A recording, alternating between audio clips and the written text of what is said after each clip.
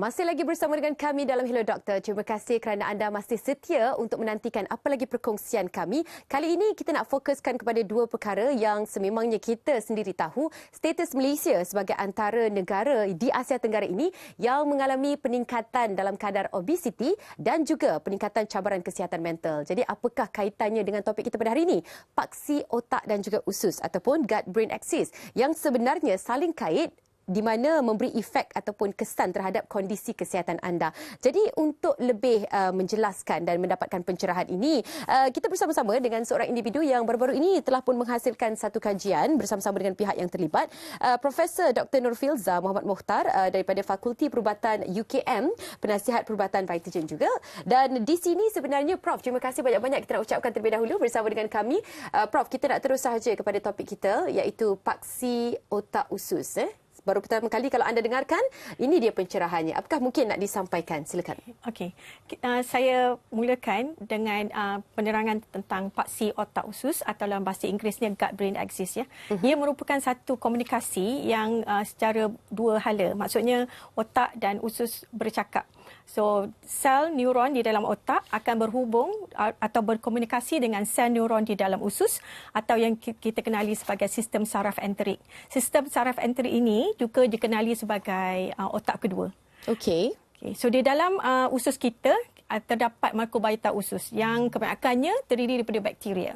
So bakteria, apa yang kita makan, bakteria ini akan bertindak balas dan mengeluarkan bahan kimia ataupun nutrien yang sangat berguna untuk tubuh kita. Ya. Okey, bila kita katakan tentang kajian yang telah pun dilakukan kan, pastinya ada dapatan tertentu yang boleh kita fahami bersama. Apakah kaitan dia bila kita katakan tentang probiotik yang menjadi bahan kajian utama dalam kajian ini? Silakan. Okey. Kajian yang dilakukan oleh Kumpulan Penyelidikan UKM telah melihat kepada pesakit IBS atau Irritable Bowel Syndrome atau Melayunya sindrom usus rengsa. So pesakit ini mengalami fungsi usus yang tidak baik, tetapi secara keseluruhannya masih berfungsi, masih bagus kerana kolonoskopinya akan dilihat secara normal, ya. So dia tidak ada fizikalnya secara normal, okey. So pesakit ini mengalami apa yang dipanggil sebagai subambang kemurungan. So bila kita memberi pengambilan probiotik seperti Vitagen ini sebanyak 2 botol sehari selama 12 minggu, meningkatkan 47% serotonin, iaitu satu utusan kimia ataupun neurotransmitter yang sangat baik, iaitu hormon gembira, dan juga dia menurunkan simptom kemurungan untuk pesakit ni. Jadi ya, itu dapatan yang 47% saya rasa angka yang agak banyak. Betul. Untuk peratusan kenaikan. Bila kita bercakap tentang mood dan juga untuk meningkatkan mood, mengurangkan kadar tekanan ini, gaya hidup tidak dapat lari daripada kaitannya terhadap bagaimana kita melayani kondisi-kondisi kesihatan kita setiap hari. Jadi bagaimana probiotik dalam Vitagen ini katanya dapat membantu untuk memperbaiki mood kita dan mengurangkan tekanan? Baik. Gaya hidup masyarakat Malaysia zaman sekarang ini adalah lebih moden. Dia lebih sedentary, kurang fizikal, diet yang tidak seimbang, dan kita mengalami tekanan sama ada kerja ataupun di persekitarannya. So ini sebenarnya mengganggu ketidakseimbangan dalam usus, iaitu dipanggil dysbiosis. Jadi perkara yang penting, mengapa kita perlu ambil probiotik seperti Vitagen secara konsisten, kerana dia dapat membantu menseimbangkan semula mikrobiota usus. Jadi bila mikrobiota kita bagus, maksudnya usus kita baik, kesihatan mental kita dapat dikekalkan. Ya. Mengapa khususnya kita fokuskan di sini gut-brain axis? Kan, apakah antara yang boleh sedikit kita kongsikan tekanan kepada rakyat Malaysia untuk mengetahui kaitan usus dan juga kesihatan mental? Baik. So masyarakat Malaysia seperti mana yang Andi katakan tadi, kita mengalami kadar prevalence insiden yang tinggi untuk pesakit seperti diabetes dan kemudian darah tinggi dan seterusnya, obesity dan kesihatan mental.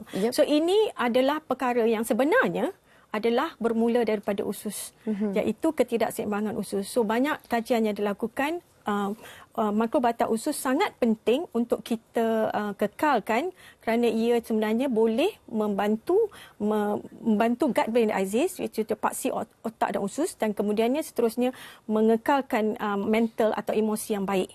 Okey, so bukan itu saja. Masyarakat Malaysia perlu mengamalkan cara hidup yang sihat, ya, diet yang seimbang, tidur yang cukup, hidrasi yang bagus.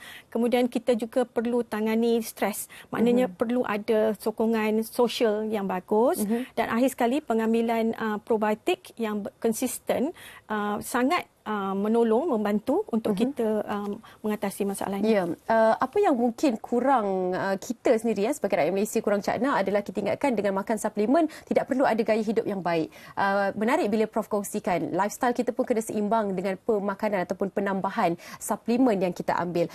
Yang terakhir daripada Prof kepada rakyat Malaysia, silakan. Saya ingin sarankan untuk semua masyarakat Malaysia perlu mengekalkan cara hidup yang sihat. Dan juga kita perlu melihat apa yang kita makan. So you are what you eat. So diet yang seimbang.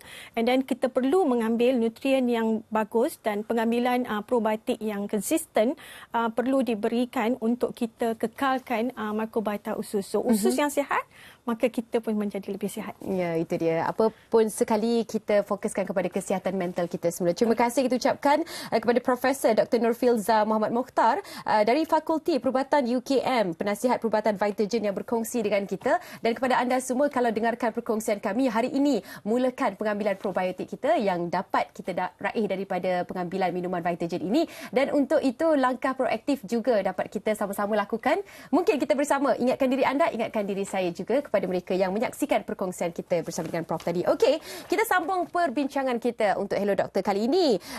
Ada sedikit yang nak dikongsikan bersama dengan anda semua. Laporan khas berkaitan dengan prosedur kolonoskopi masalah usus. Tadi Prof ada kongsikan, jom sama-sama kita saksikan prosedur ini untuk fahaman kita bersama.